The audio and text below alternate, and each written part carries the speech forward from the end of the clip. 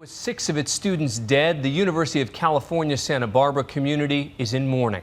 The gunman who methodically planned the attack chronicled his descent into a deranged rage. How did this young man, who seemed to have everything, become a mass murderer? Tonight, we take a close look at the clues and his parents' futile race to try to stop him. ABC's Cecilia Vega is in Santa Barbara. Tomorrow is the day of retribution. Is this the latest face of evil in America? You forced me to suffer all my life, and now I'll make you all suffer. An angry and psychologically twisted young man whose public rantings exploded into sheer terror in a quiet California community. Shots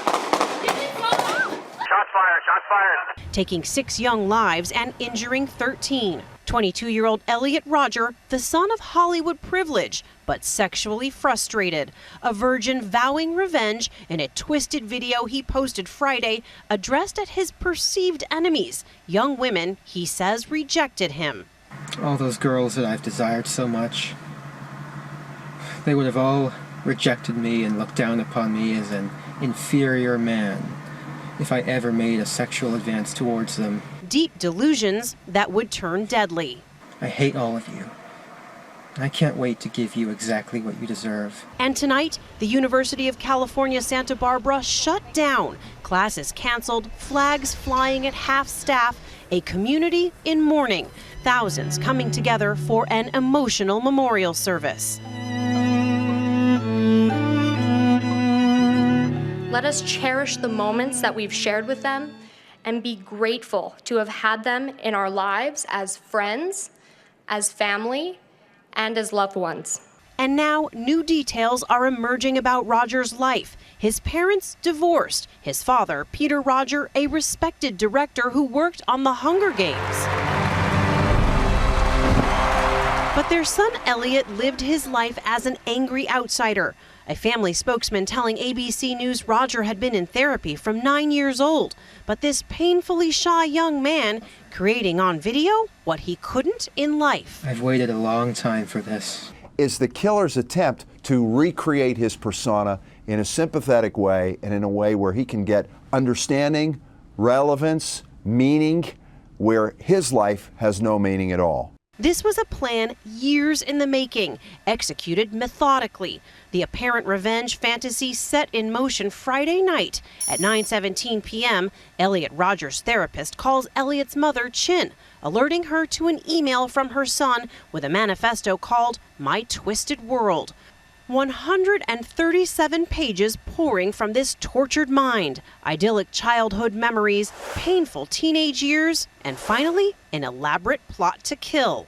He's so invested in carrying out the mass killing that he'll sit down and write and edit and re-edit something that amounts to 140 pages, make a variety of different videos, and mobilize to a degree that this becomes a project, an ambition, a career path. His mother, alarmed, checked her son's YouTube channel. Immediately, she called her ex-husband, and they raced to Santa Barbara, saying they call police along the way. But it's too late. The first 3 victims already dead. Rodger's 2 roommates, James Cheng, Yuan Hong, and George Chen, along with their friend, Wai-Han David Wong, all stabbed to death in this apartment building.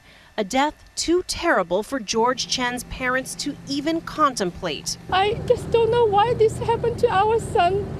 It's crazy. This just doesn't make any sense.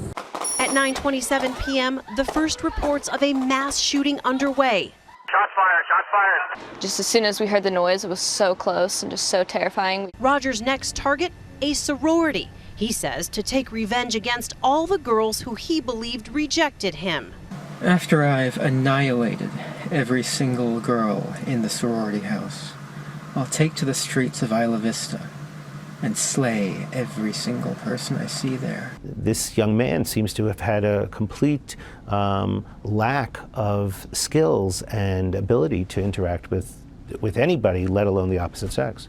He banged on the door of Alpha Phi. When nobody let him in, he shot 3 women around the corner, killing 2, Catherine Cooper and Veronica Weiss. But Rodger's rampage wasn't over. 9:30 p.m., he opens fire at this deli filled with students. Surveillance video shows people diving for cover. I honestly thought that was my last moment. I thought I was going to die. His final victim, Christopher Michaels Martinez. I gave him CPR for 10 minutes before the paramedics showed up. Our son was the most important thing in the world to all of us. He was our only child, and he was so much a part of our lives that it's hard to imagine how things are going to be like now that he's gone. At the end, Rodger, driving in his black BMW, plowed down bikers and indiscriminately shot pedestrians. Some guy ran in our house bleeding everywhere. He said he got run over by a car. Nick Pasachuk was skateboarding with friends when Rodger rammed into him, sending him flying in the air. Both his legs are broken. His left leg was completely shattered. By 9:33, it was over.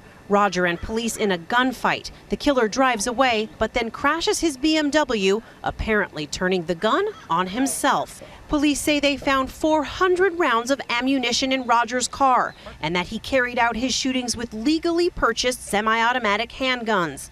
He was under psychiatric care, his parents saying they did everything they could to help a shy, reclusive son, even reporting his disturbing videos to police last month. Police went to his home, but say they found no cause to search it or order a mental evaluation. Because of the narrowness of the law, danger to self, others, or grave disability, those officers acted in accordance with the law.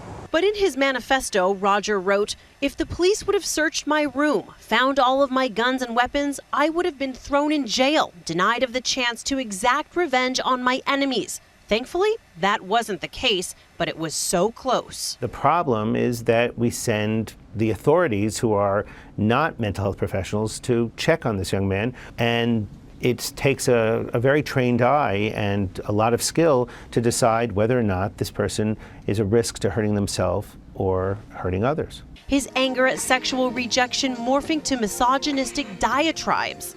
Girls gave their affection and sex and love to other men, but never to me. And now, a worldwide outpouring, more than 1 million tweets decrying a culture that turns women into sex objects. Hashtag yes all women, now fighting back. Because every woman I know has experienced some form of sexual harassment, abuse, or assault, myself included.